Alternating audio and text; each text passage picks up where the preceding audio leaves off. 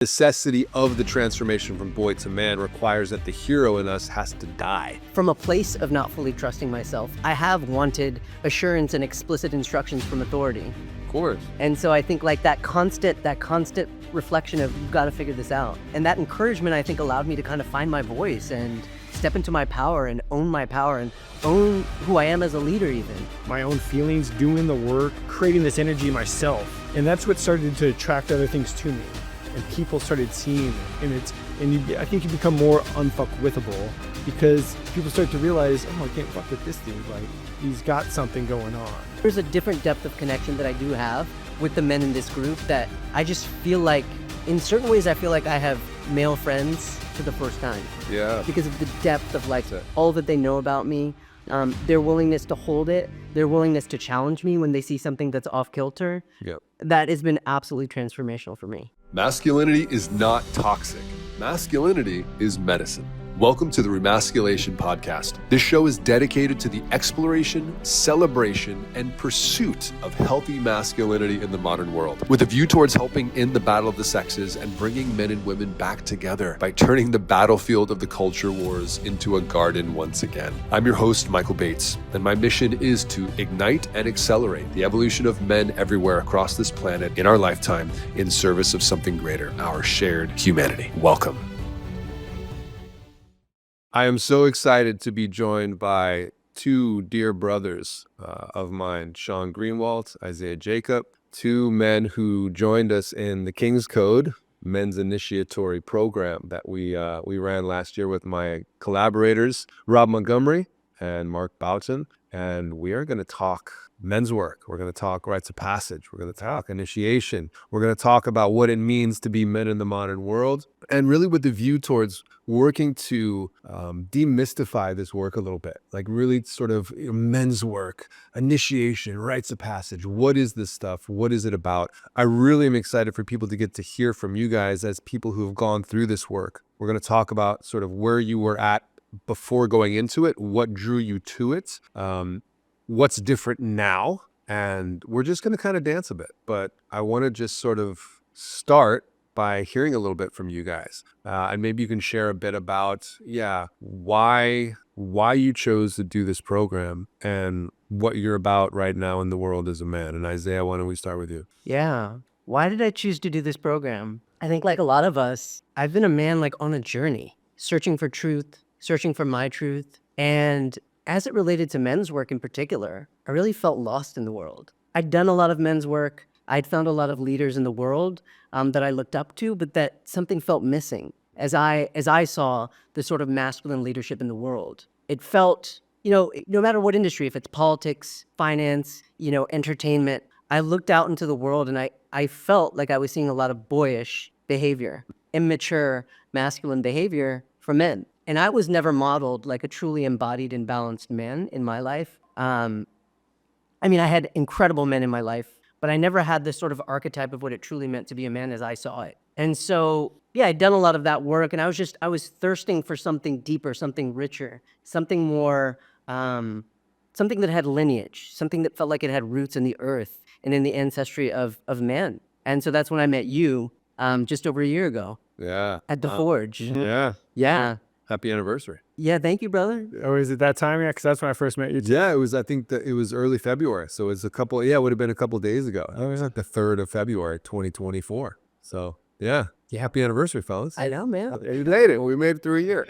And it's a tribute to our work. Like, I don't know about you, Sean, but for me, this year's felt exceptional. Like, so much has changed and grown and transformed in my life and within myself. And so I know that it's because of the work that we did together. And I just want to name that. Thank you, brother. Yeah. Thank you. Yeah. Yeah. Thank you. Sean, how about you? What's So I joined the King's Code. I was doing men's work about a year before, and it was really kind of just going on retreats, men's groups, breath work, meditation, kind of falling into that path. That was all new to me at the time. And I was doing some internal digging, but I felt like I wasn't going far enough, that there was still something, like I was just brushing off the leaves. And meeting you at the Forge, seeing the women's side and all the work that they've done, and I knew that Rob and Mark were part of that. it led me to feel that there's something there. The King's Code has something that I'm looking for. And what I wanted to do was dig. And that's what we did. Yeah. And it's still coming up. Even afterwards, things are still coming up. Yeah. Yeah. And so, that's what brought me to the King's Code, and I'm proud to be a part of it. Proud to have you with us. And yeah, the work does continue. And as we like to say in this work, there is a place to get to, right? So we're definitely going to talk about where you guys got to as a result of the work. Obviously, there's still work to be done, but the Forge, right? The King's Code. Let's talk a bit about what these things are. Now, we obviously don't talk about the King's Code, and this is, I think, important for the men listening to hear. Part of the tradition of masculine rites of passage of the men of planet Earth across this world, regardless of where your genetics come from, those rites were kept secret. They were not shared so that they would retain their power to initiate, their power to transform, their power to keep the mystery of what's there. And it's really important to us in this lineage that we hold that sacred, and that you guys have been through something and you can share with other men that go through the program. And as other men go through the program in the future, they'll be able to talk with you guys about that. But we hold that sacred, and we hold it like Fight Club, right? We don't talk about Fight Club. How was that for you guys? Like, was that something that was kind of enticing at first, a little weird? Like, what was that like, and what has it been like for you since? Because I know you're in partnership, Sean, with a very amazing woman that we all know who's gone through the sister program, who I'm sure was like, I want to know, I want to know. So what has it been like for you guys? And we can start with you, Sean.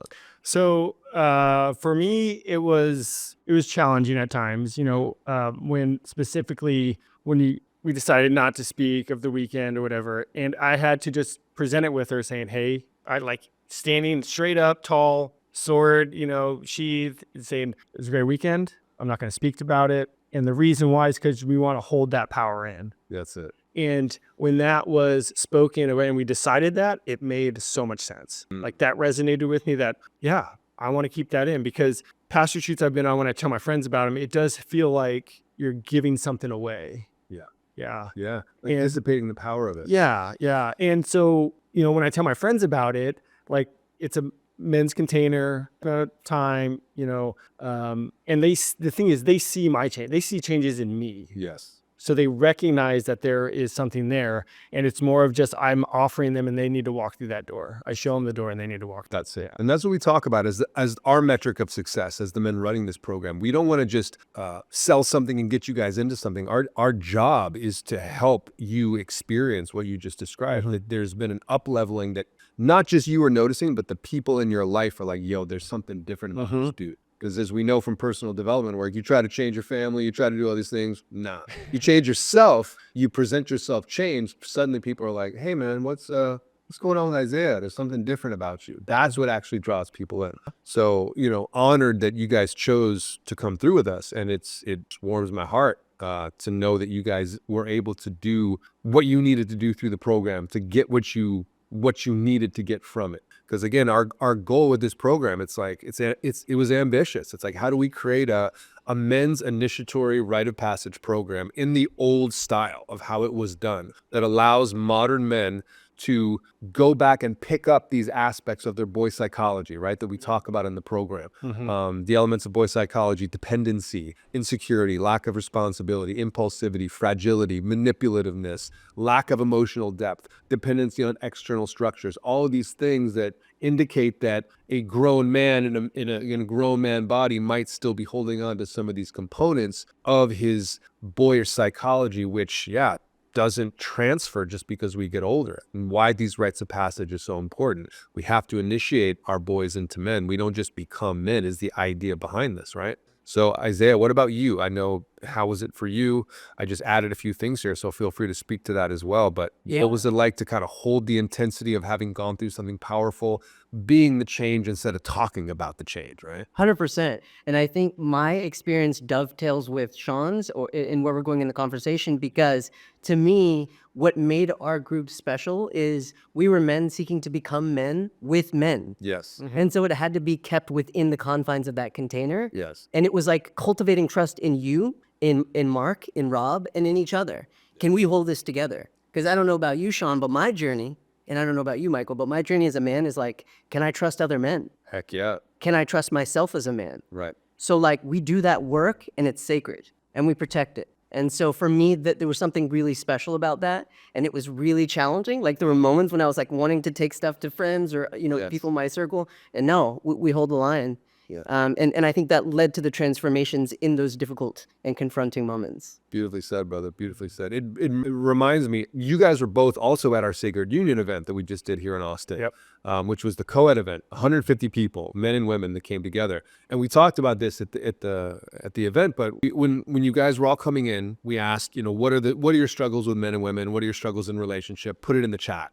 We took all of your responses, put it through ChatGPT, and ChatGPT spat out 2 sentences. They were: women don't trust men, period. Men don't trust men or themselves, period. And so that's it, right? It's like men having struggles with trusting other men. If you don't trust other men and you're a man, how do you trust yourself? Yes. If you don't trust yourself, how can you feel trustable? How do you be trustable? Your woman's going to pick up on that, right? So it's like this Constant, then, yeah. What's that bringing up for you, Sean? Yeah. So during that that weekend, that whole outcome of that ChatGPT, it dawned on me that I looked back on moments where it's like that split second where I lose my consciousness, I lose connection with myself. Yeah. And whether it be an argument or an action or an event. And I realized that's when I don't trust myself. And then I could tell my partner, she doesn't trust me based on a reaction, a boyish behavior reaction. Yeah.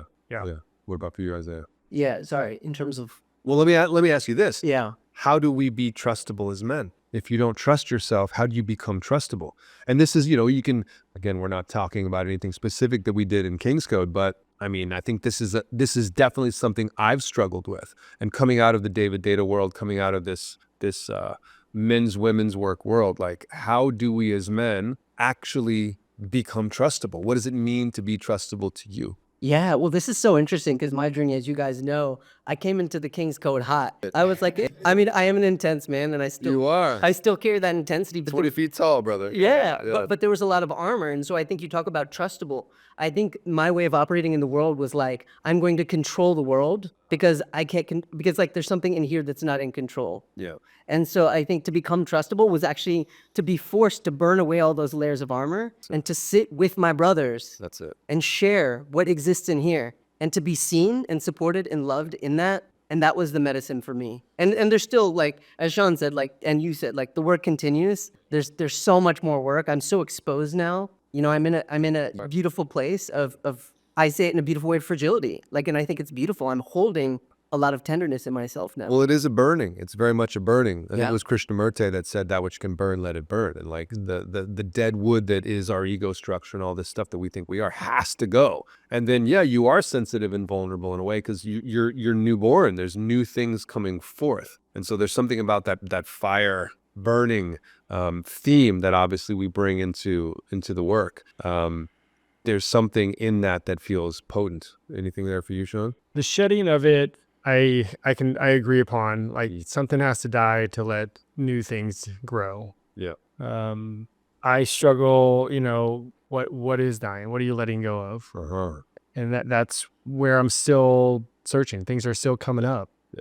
So, Well, the program, I mean, something that we talk about in the program is death, that men, especially young men, Rob says this all the time, right? As young men, we court death. There's something about the young man's journey of courting death, of becoming, if the feminine rules life, the masculine rules death. And so something about seeking that good death, seeking that opportunity to, as the old saying goes, to die before we die, so that something else can be born in this life. Something can emerge from the dying of the ego, the dying of the boy, that the boy actually has to die, integrate, transform, become something else. And so there is a dying that has to happen. I think so much of the anxiety and depression that I see in the men that I work with, both in my individual coaching practice and also in these groups, is men are anxious and depressed for a reason. There's a really good reason that men are struggling with that right now, and it's because they don't know who they are. They don't have a strong sense of purpose. They're sort of out there floating, and most of us didn't grow up with the brotherhood that we get from from this type of work. None of us actually know what it's like to be a part of a cohort, or as we call it in the King's Code, a battalion of not just brothers, like we've gone through some shit together. We've seen some shit together. And there's nothing like having a band of men that you can trust and bring your issues to and bring your problems to any time of day, right? It happens on our thread all the time. Somebody, 2 a.m., like, yo, I need to talk to somebody. It's like, boom, somebody's there. It's always there, right? How has that been for you guys to know that you have that, what would you even call it? That shield, that frame, that protection of the brotherhood. For me, it's just been support. Yeah. And friendship. Yeah. Yes. Like true friendship. Yeah. I mean, it's incredible the friendships that have blossomed with men. What we walk together, I won't say that I can't relate to men that haven't done this work, not at all true, but there's a different depth of connection that I do have with the men in this group that I just feel like, in certain ways, I feel like I have male friends for the first time. Yeah. Because of the depth of like all that they know about me, their willingness to hold it, their willingness to challenge me when they see something that's off kilter. Yeah. That has been absolutely transformational for me. Yeah. Yeah. Having a brother that's there to call you on your shit, who actually cares about you and isn't just cutting you down, but can actually applaud you when you're doing well. Hey, I see something here that maybe you might want to look at, right? Being able to, yes, play up your brilliance, but also check your shadow and give you that opportunity to actually sharpen, right? Steel against steel, iron against iron. Yeah, and the impressive thing with the King's Code is that it's still going on. We're still having conversations. Like it is, because I've been to other programs and they kind of just dwindles off. But this is continuing on. And, the people in Austin, we meet up sometimes randomly, and it's like dropping right in. Yeah. What is that meant for you guys to be able to have that? Because that is new. That is something that we really talked about. Like, how do you actually create a brotherhood? How do you actually create something that continues to give value after the program is ended, right? And the idea is that the program doesn't entirely. Yeah, it's still going. And like, one of the brothers had people over this summer, and I took my son. Wow. And I was like, I want my son around these men. That's it. Yeah. That's it. That's what we want. We want to be around a group of men where it's like, I could leave my kids with these guys for the weekend and it would be solid. Yeah. I could leave my woman with these guys and they would treat her like a lady and take care of her and give whatever she needed. We could go into combat if we needed to together. There's that level of trust and energy that gets built. And again, I think most men in the world, like I grew up playing sports, so I had that sort of like brotherhood, going into combat, banging on the boards, shooting hoops. But there's something about then being able to get into the emotional depth of what's actually going on, being able to run the gamut and be able to support the whole superstructure of what it means to be men in the world, right? And to support our relationships, the people that are in relationships and have support there and be able to actually have each other's back. And so the program ended, right?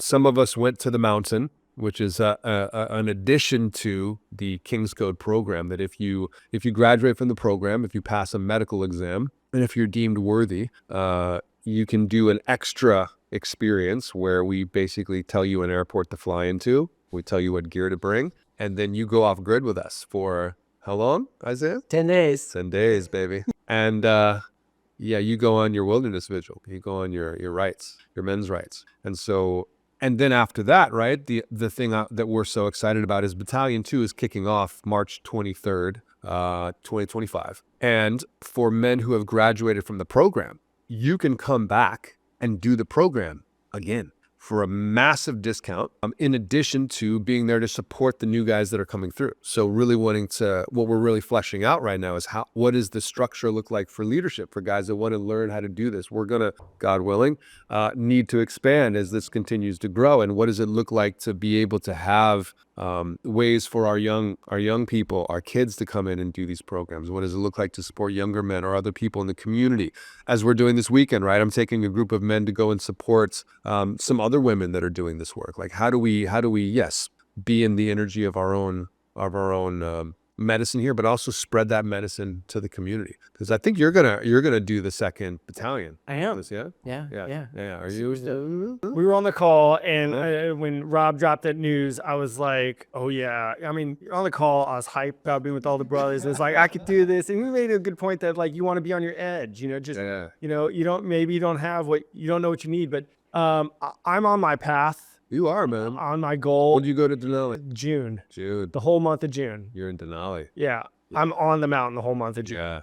And so, That's a pretty solid excuse. You know, I gotta say, if you're gonna have an excuse as a man to not, and it's just not June.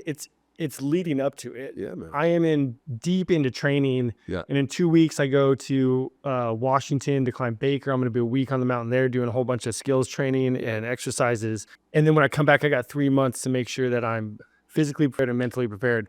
And I don't know if the King's Code is going to be more of a distraction. I hear you, man. No, I hear you. Yeah. And that's it, right? It's like, so men that have gone through a previous battalion, maybe battalion 3, Yeah. come back and join and support, right? There's always a door open in these communities. You know, each battalion has its own connective threads, its own WhatsApp channels, its own events. And for the guys that didn't go to the mountain in Battalion 1, when Battalion 2, when the men that qualify go through, guys from Battalion 1's previous battalions can go through and do the mountain with us there as well. Yeah. So that's on my list. Yeah. Yeah. The mountain. Dude, after Denali, you might just be like, we'll have to make it extra hard just for you. Challenge, Sean. Just a challenge. To Denali, I'm going to celebrate, Uh-huh. and then, but yeah, the mountain is like October is on my list. October. Like it's definitely on my radar. Yeah. So the sooner those dates come out, the better I can plan accordingly. Yeah. Amazing. So yeah, I mean, Brotherhood is a huge piece of this. You know, without unveiling the specifics of what it is that we go into what it means to be men in the modern world and really unpack that. It's like really dig into that, what that actually means. And we dive pretty deep into purpose, like what it means to actually know why you're here on the planet as men, like why you incarnated, like what are you about? Yeah. That level of stuff. Isaiah, what are you about? What am I about? Yeah, brother. You know, it's a very interesting confrontation I had in this, because I've been obsessed with the idea of purpose. I'm a Dharma coach, like that's what I frame myself. Yeah. You know, so I've coached people on like, because I used to be a lawyer, so that was my path. Years ago, I was a lawyer, Yeah. and I realized I was just kind of jumping through hoops, and that wasn't actually bringing me fulfillment on a deep level. And so I would say, yeah, what I uncovered in the King's Code is continuing to let go of these external conceptions of purpose. And I truly feel, and I won't say where I shared this, but you've heard me say this, is I really think my deepest purpose is just spiritual liberation, to be happy, to be free. And of course, providership, right? Building a kingdom, being financially free, having an incredible family, like all those things are part and parcel of it. But I'd say my core desire is to be like a liberated man, you know, to liberate myself from all the conditioning and the pain and the trauma, all the things that keep me from my highest truth. And so, you know, the King's Code has been a central part of being able to uncover that and embody that. Beautiful, brother. Beautiful. What about you, Sean? Yeah. So I am really happy that I'm sitting here with Isaiah because during the weekend that we all had together, I got to speak with him. And what my purpose is, what I want in life, has always been a vague thing. Like I've never been Was for able me as well. to narrow it down. And I really struggled with it for about a year. Like, oh, I have to have something. And I'm talking with him and I'm just, verbalizing stuff. He's asking very great questions. And and then he's like, you should journal that. And I sat there in the grass and journaled it. And it came to me, like, as I'm like scribbling down words, is that like, I want to be outdoors, being challenged by nature, endurance. I want to just push myself and prove what I'm capable of. But then taking it a step further and taking other people into the wilderness, specifically men, and let them know and let them see and let them prove to themselves what they are capable of. That's it. Yeah. And I just want to name one thing, Sean, which is the coolest thing is that was such a powerful conversation to be able to support you, brother. Yeah. And then to see instantly you change your life and start to take action. Yeah. And now looking 8 months later, 9 months later, and you're friggin' going to be in Denali, bro. Like, that's mad props to you, for real. Like, that's such a tribute to you as a man. Yeah. I just want to acknowledge that. I really appreciate what's happening here, just in the sense for any men that are listening, like what we're really about here. Like, yeah, Rob and I and Mark, we lead this thing.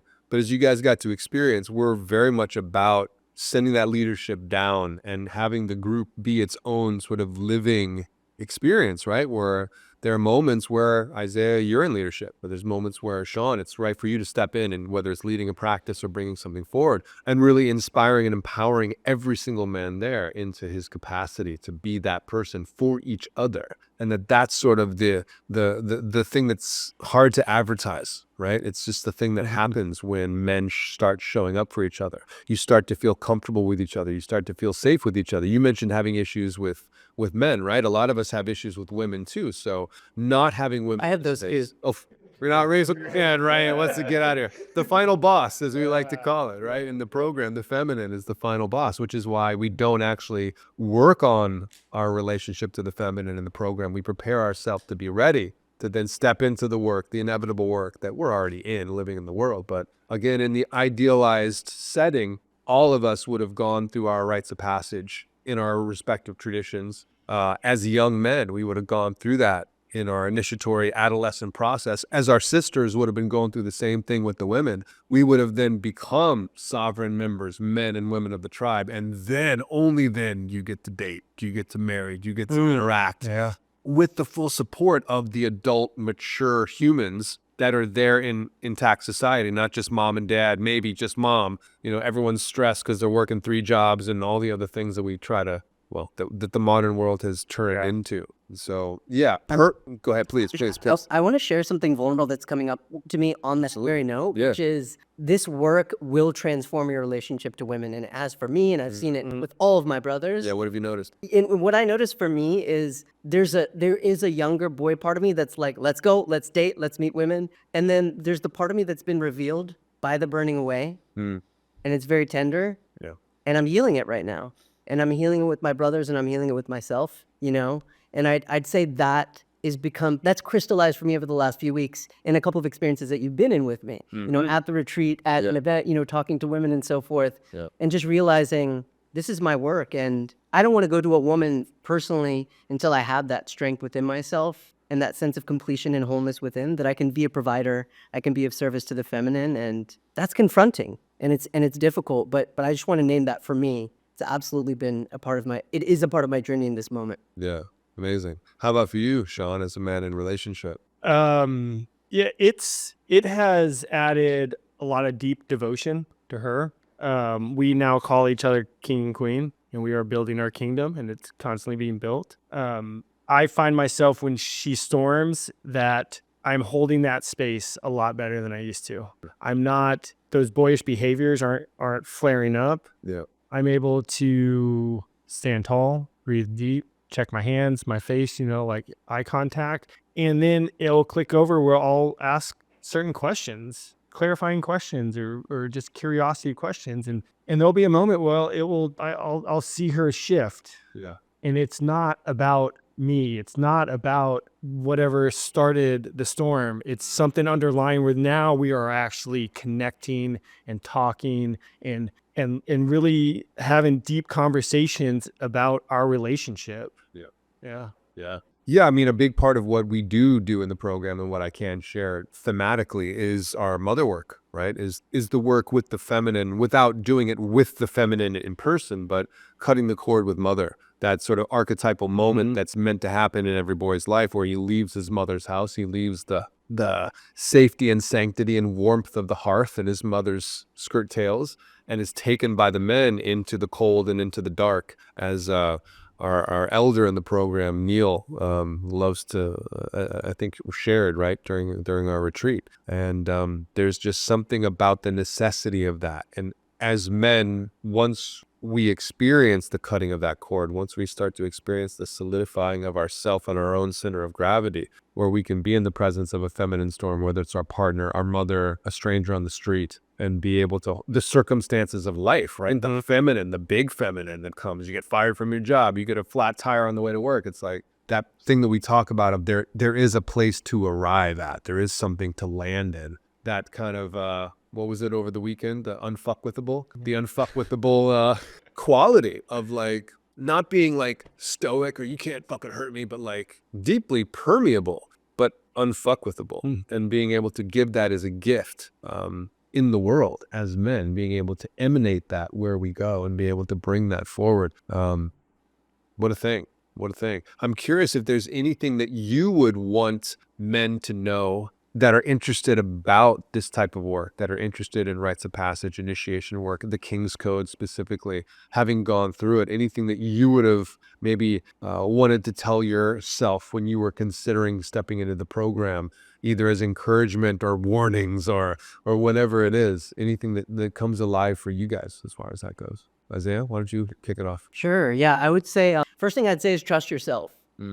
Because I've seen a lot of men who've been considering it, and you can see that they want to do it and they're ready to do it, and they're just navigating the fear and the stories in the mind, which is a part of life. And I would say, trust the heart. Like with something as transformational as this, as elemental as this type of program, it may not make sense rationally, but like your soul knows that you need it. Like if you know that you need it, you're going to know it in your heart and trust that. That's number one. Yeah. Number two, be open to whatever it is, because it may not be what you expect, but it'll be what you need. And number three, trust yourself and your brothers.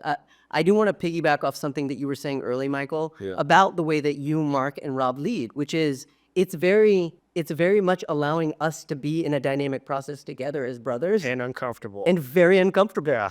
And so it's self-leadership, it's collaboration, it's exploration, it's direct communication, it's practicing a lot of things that I think make a great man. Yep. And so it's really being willing to step into that and trust yourself, trust each other to navigate those processes. Those are the three things that mainly come up for me. Beautiful. Thank you for that. Yeah. Sean? Yeah, so if I were to explain it to anybody, I'm going to try and do my best with this one. It's finding that inner fire, that inner core, that inner alignment in yourself, and not worrying about all the external validations, all these external factors. Yeah. And what came from me, what I started to realize through that course is that the further I aligned with myself, my own feelings, doing the work, digging in, spending time with the homework and everything, I started to realize like that's the energy. I'm creating this energy myself of confidence, value, and positive vibes or whatever, good juju.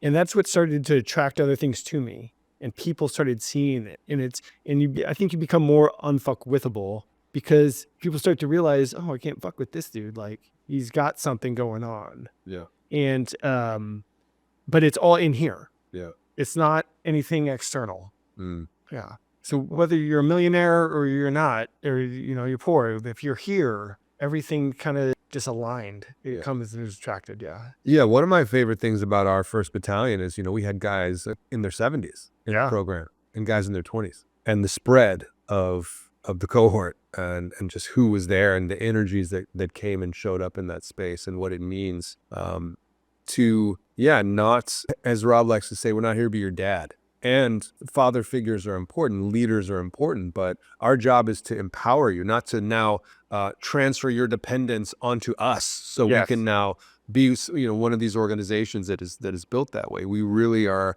interested in separating ourselves and what we do here from a lot of what Rob and I call hero work, which is what a lot of men's work is.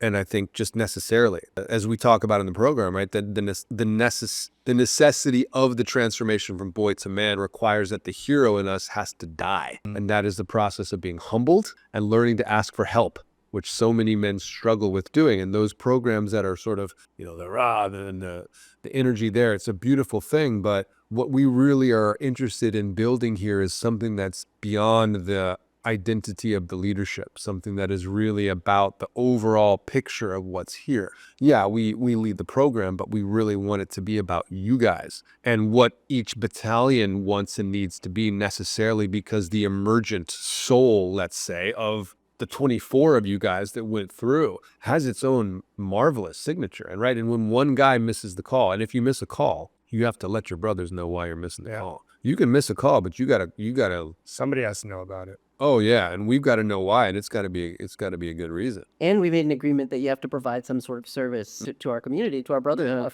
if you missed it. Yeah, and you guys came up with that, right? We didn't bring that in. Yeah. So there's a style that Rob has that is really special. The extensive work he's done with group processes and just long time history of what it means to actually empower a group to make its own rules. Yes, if you guys wanted to cook and roast one of our members, we'd probably negate that, depending on who it was, depending on that day. But within that frame, all right, what actually serves the group? What does the group need? A leader who presumes to know everything often does so because of a fear. And I can speak to this from my young leader when I first started leading this work, feeling like I needed to know everything. And if I didn't know the answer to your question, I was going to be exposed as a bad leader. And so having to yes, no, we're going to do this.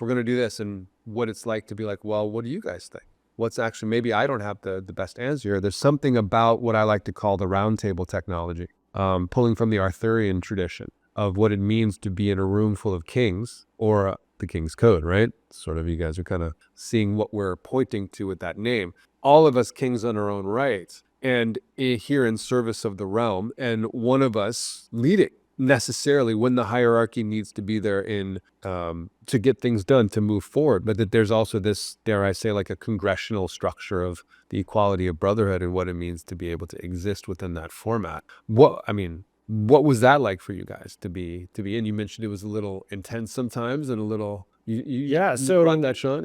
So there were times where, Rob's trickster came out and he would just drop something in the chat and then the chat would blow up. And you would think that, okay, well, leadership's going to step in and kind of give some guidance, and just radio silence. And we as men would go back and forth about, what it should do, yada, yada. And and then it would solidify. Somehow something would come together. Somebody would have a suggestion or direction, and it'd be like, yes, that's what we should do.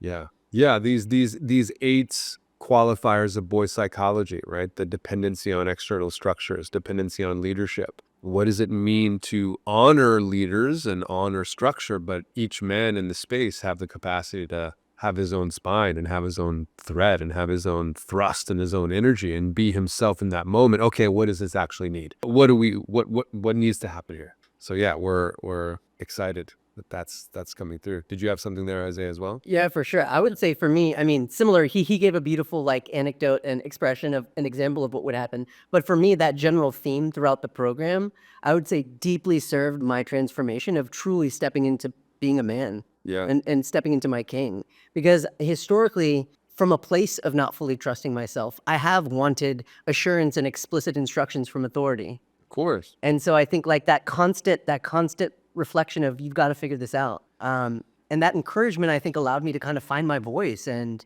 step into my power and own who I am as a leader, even, within the group at times, which we each did in different ways. And so I would just say that was a really transformational part of the experience for me. Amazing. Did you have anything you wanted to add to that, Sean? No, I don't think so. You said it very... Yeah. He did say it very well. Yeah, kind of nailed it. Yeah, so now that you guys are on the other side of this thing, what do you really notice? Like, what have actually been the takeaways for you? Like, what is the place where the rubber has met the road, where these concepts, these teachings, these experiences have actually aggregated and become something in your lives that is solid and trustable and point-toable, like, oh, that's what I am now. Anything that you guys can share around that while keeping to the secrecy of the specifics of what we do?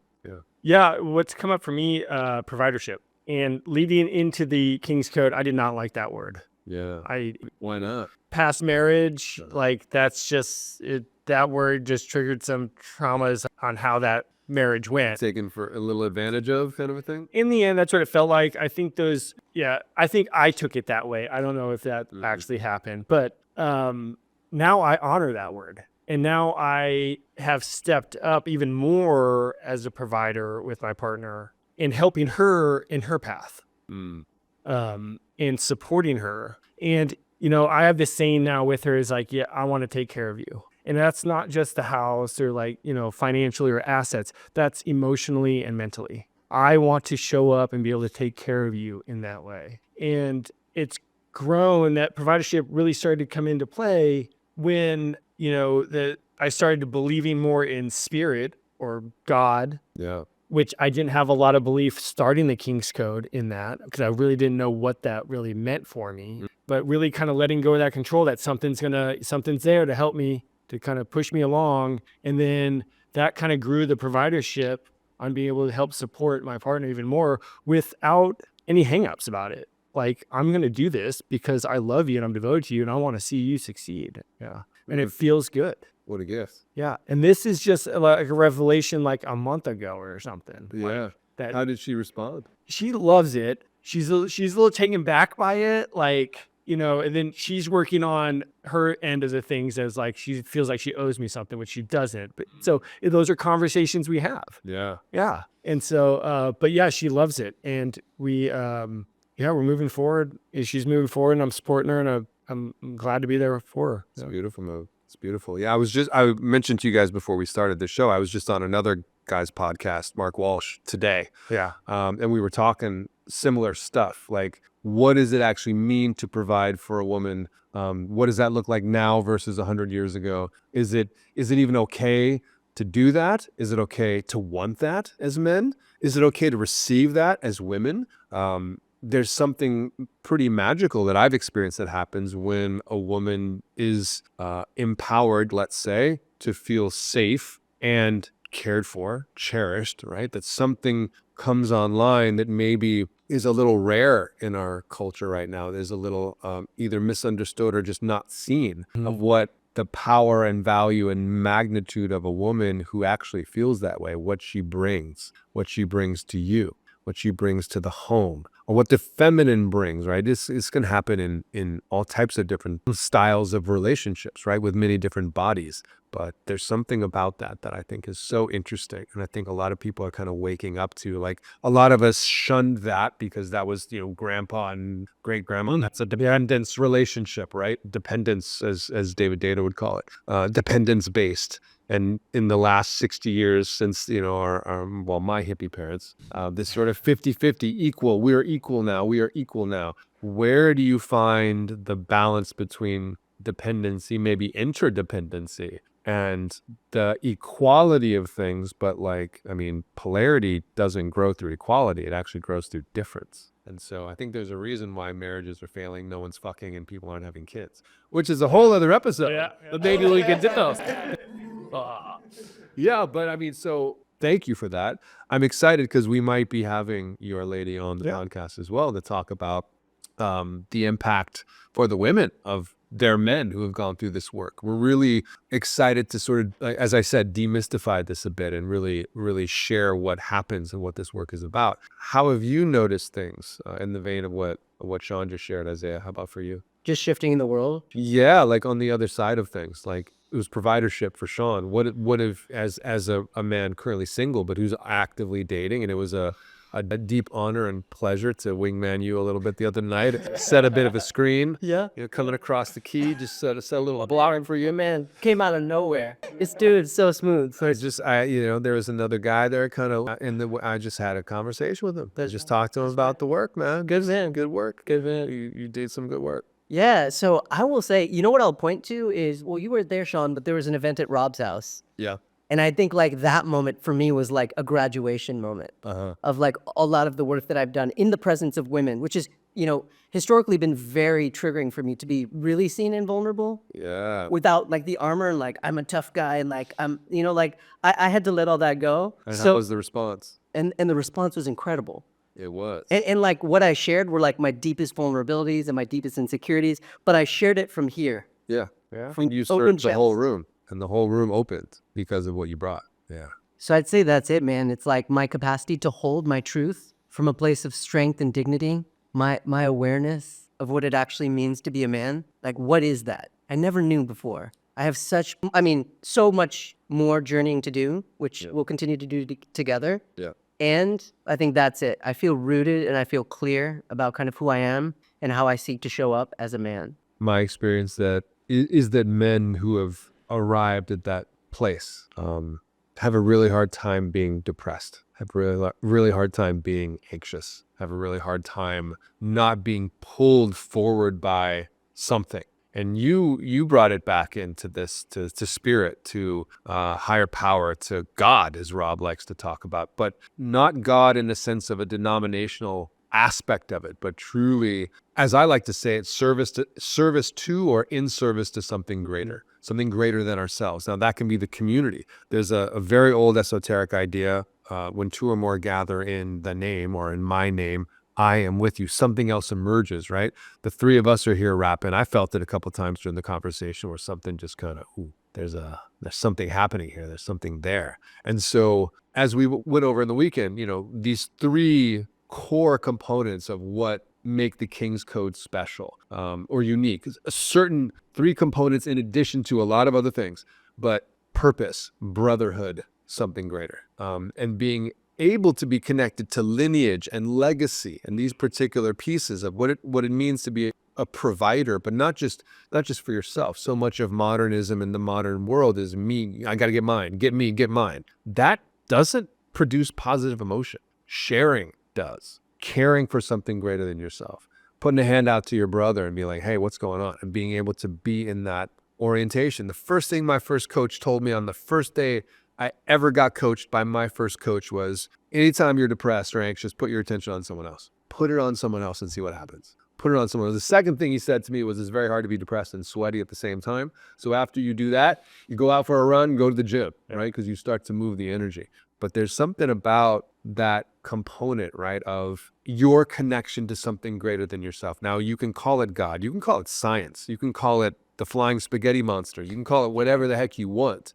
We don't care. What I love is, in my travels around this world, seeing people from different cultures, different communities, different religious groups, and you can tell when they're connected to something. You can tell when they actually practice what they preach, and there's something that is with them, is behind them. And so, yeah, I mean, what does that mean to you, Isaiah? How did that kind of come forth in the King's Code? How are you experiencing that in your life on the other side of this thing? And you went with us to the mountain. And so you had let's say you had a longer opportunity to spend some time with something beyond yourself. I did. Well, this is one of my favorite topics to talk about, Michael. Just like, faith and the divinity in life and man. the heroes. Think about it so beautifully. Yeah. Thank you, brother. And I will say one thing that is so beautiful about our journey in the King's Code, right? From the immersion to certain things that happened, which we won't speak to things that just were present in week-to-week calls, is like, I'm just going to name what I believe, and people who listen can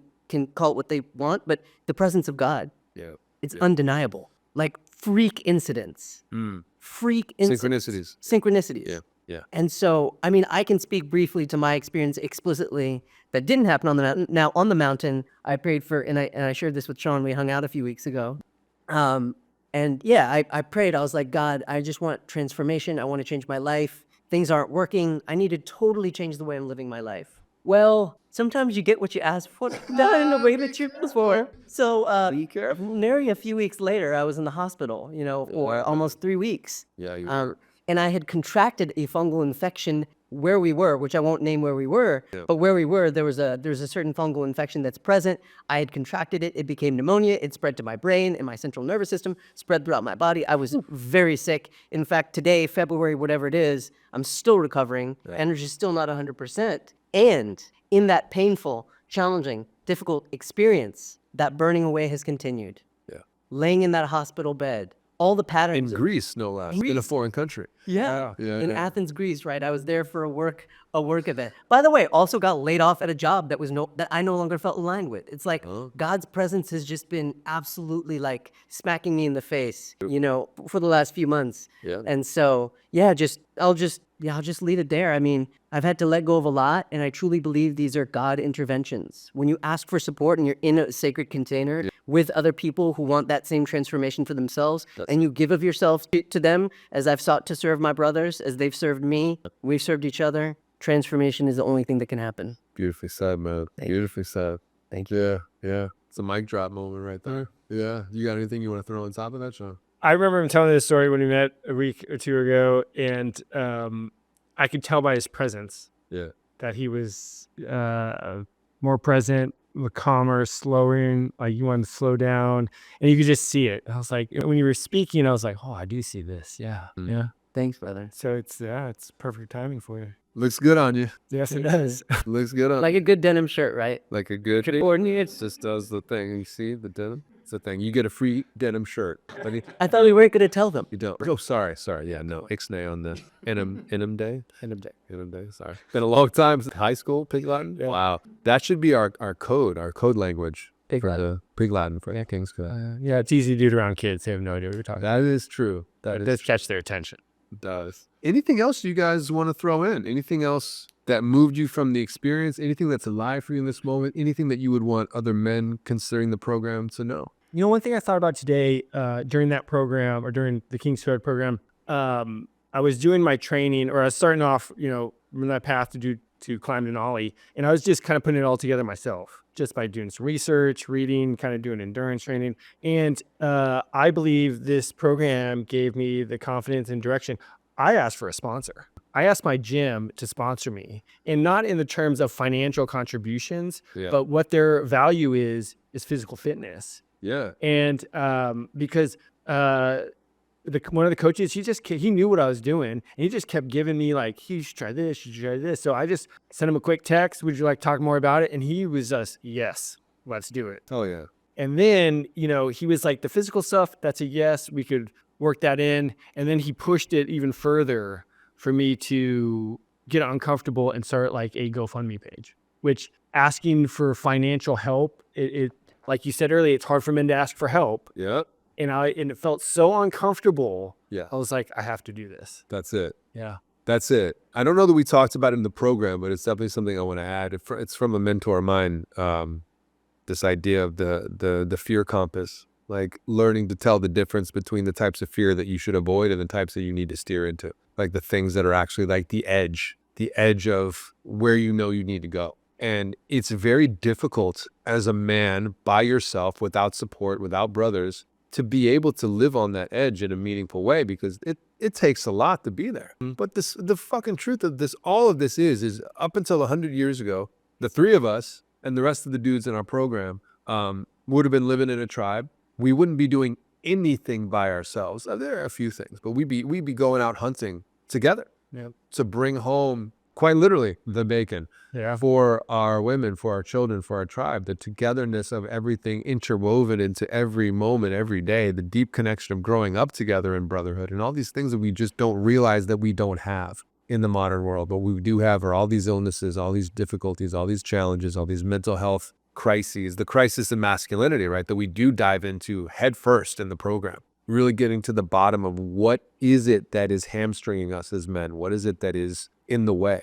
And what do we do about it? Not just in the program, but there's nothing that makes me happier than seeing and hearing what I got to experience in my own training, going through you guys, where you're now paying it forward, pay it forward, and getting your gym involved. And this trainer's all about it. And the people that you're impacting by the way you're showing up to them, and the way we get to be in a state of broadcasting a certain frequency as men. Because I think it's so easy to get lost in the miasma of this world. And when we're isolated and separated, divided and conquered, it's easy to just get pulled down into that energy. But when we come together and we start to have the band of brothers around us, suddenly there's momentum. Suddenly the weight is being lifted. And instead of having to do it all yourself, it's like, oh, we got this. So yeah, I'm really grateful for y'all's time. Really grateful for you guys being here. Really grateful to be in this work, to be supported in this work by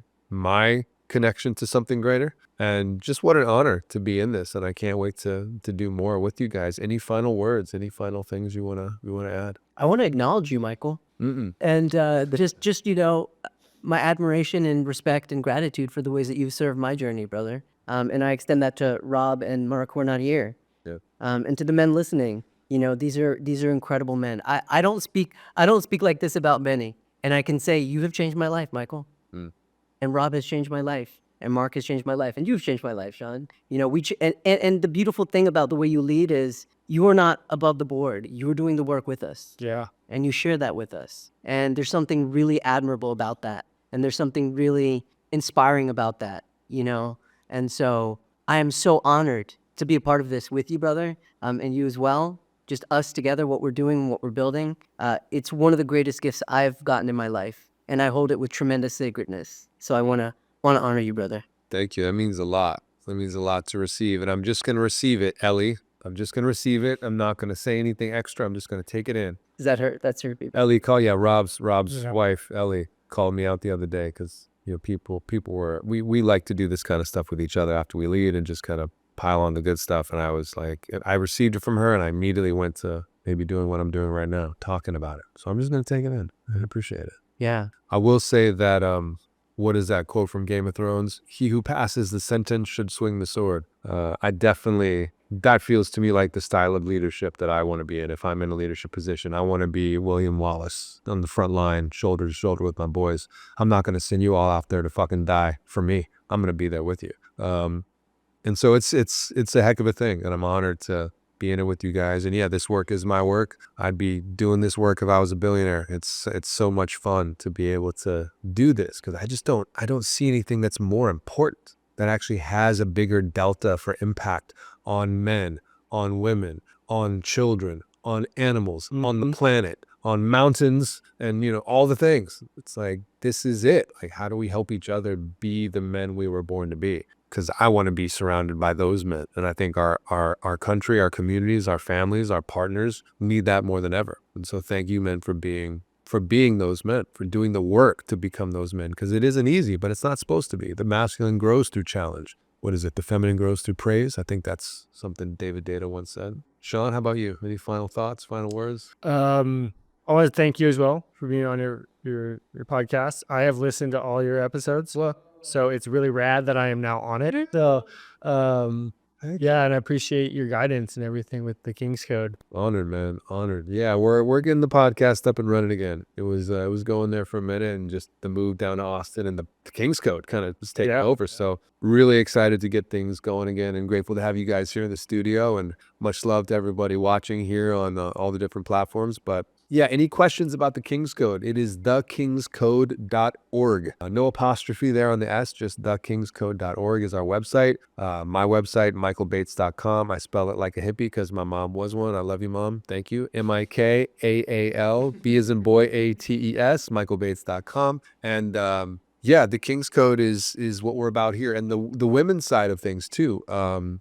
Ellie, Rob's wife, and Amy Batuski run Desire on Fire, which is desireonfire.com, which is the sister program, the women's program. That this was, they do some magical, powerful stuff, and we would not be here without them. So it feels important to honor and acknowledge you both as well, Amy and Ellie. And yeah, we just did Sacred Union as well. So the co-ed work is also coming, which is a big passion piece for me. How do we actually heal the divide between men and women? And here we are. So, gentlemen, I thank you for your time. Everybody listening, thank you so much for being here. Episodes are going to be coming. You have my commitment. They're going to be coming a bit more regularly. So stay tuned. Thank you for your time. Thank you for being the best men and women you can be. We love you.